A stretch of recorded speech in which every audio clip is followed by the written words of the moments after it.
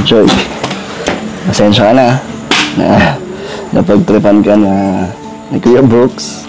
Okay lang? Okay lang no.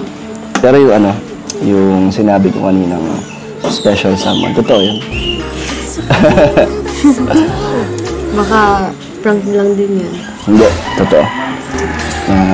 Ikaw nga ang tinutukoy ko. So baka galit ka? Hindi naman. Galit ka sa amin? Hindi naman. Kay Kuya Brooks? Hindi. Hindi. So ano masasabi mo na napakilala na kita? Na tanggap ka na ni Kuya Brooks? Kinabahan ako kanina. Natakot ka? Gusto mo na umalis? Parang di ka na naawa na nga ako sa'yo nung tumutulo na yung luha mo. Umurot ka na nga eh. Ba't kinukurot mo ako? Kasi hindi ko na-expect na gano'n. Hindi mo alam kung anong gagawin mo. Sorry, Joy Sure ka? Di ka galit? Hindi naman. Ano lang? Anong nararamdaman mo ngayon? Ano na?